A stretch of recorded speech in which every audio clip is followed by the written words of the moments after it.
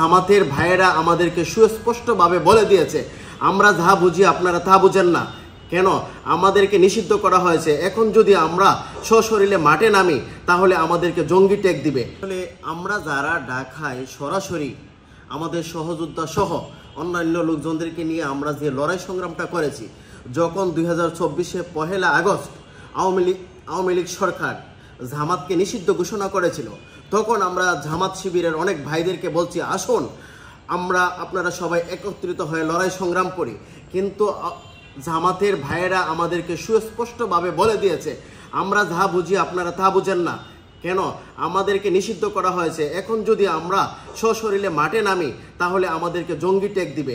এই জন্য আমরা আপাতত মাঠে নামতেছি না, কোনো লড়াই সংগ্রাম করতেছি না। আপনাদের লড়াই সংগ্রাম আপনারা করেন, এটা স্পষ্ট, আমি নিজে প্রমাণ। বারবার তাদেরকে বলার পরেও আপনারা দেখাইতে পারবেন 2024 1 আগস্টের পরে এই লড়াই সংগ্রামে আপনাদের কোনো ধরনের ভিডিও ফটো এগুলো আছে কিনা? একটাও দেখাইতে পারবেন না। আওয়ামী লীগ সরকারের বেশিরভাগ নেতাকর্মীরা 5 আগস্টের পরে সর্বপ্রথম তারা এনসিপিতে যোগদান করেছে। এনসিপিতে যোগদান করার পরেই তারা শুরু করেছে একটা বিরাট প্রতিযোগিতা।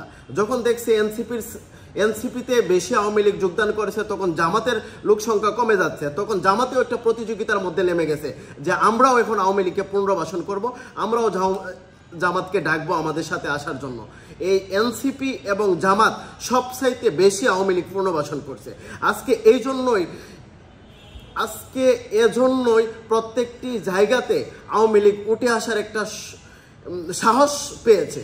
কি জন্য সাহস পেয়েছে? এই সাহসটা দিয়েছে এনসিপি এবং জামাতের কারণে আজকে দেশের এই দুরবস্থা। আসলে যারা বলতেছে 5 আগস্টের নায়ক কয়েকজন, যেমন মাহফুজ আলমকে ডক্টর ইউনূস স্যার বিদেশ নিয়ে বলে দিছে যে উনি জুলাই গণ অভ্যুত্থানের মাস্টার মাইন্ড। আসলে উনি কি কোন জায়গার মধ্যে লড়াই সংগ্রাম করেছে?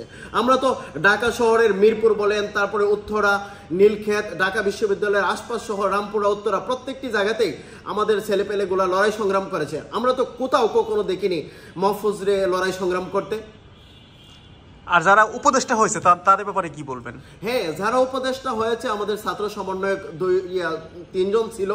একজন উপদেষ্টা পরিষদ থেকে পদত্যাগ করে এখন রাজনীতিতে যোগদান করেছে। তারা কিন্তু এই আন্দোলনটা বন্ধ করে দিয়েছিল।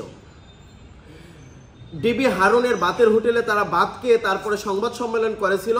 আমরা এখন যে আন্দোলনটা করতেছি সেটা হচ্ছে কোটা বিরোধী আন্দোলন। সরকার কোটা আন্দোলন মেনে নিয়েছে, আমরা এখন এই আন্দোলন স্থগিত করেছি। আমরা একতরফা কোনো ধরনের আন্দোলন চাচ্ছি না। যখন এইটা ঘোষণা করলো, তখনই আমাদের আমজনতা দলের সাধারণ সম্পাদক তারেক রহমান ভাইয়ের নেতৃত্বে রামপুরাতে হাতে লাঠি নিয়ে বলেছিল যে আমরা রাষ্ট্রের মালিকানা বুঝে নিতে এসেছি। আমরা এই ছাত্র সমন্বয়কদের কথাই আমরা সেই আন্দোলন লড়াই সংগ্রাম থেকে সরে যাব না। যতক্ষণ পর্যন্ত আমরা আমাদের এই রাষ্ট্রের মালিকানা বুঝে না পাবো, ততক্ষণ পর্যন্ত আমাদের এই লড়াই সংগ্রাম চলবে।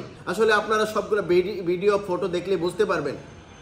এবং শারজিদ আলম, তারপরে হাসনাত, সবাই কিন্তু সংবাদ সম্মেলন করে বলেছিল যে আমরা এখন আর এই আন্দোলনটা চাচ্ছি না। যারা এই আন্দোলনগুলো করছে তারা হচ্ছে সরকার বিরোধী আন্দোলন করছে, দেশটাকে একটা অস্থিতিশীল পরিবেশ তৈরি করার জন্য।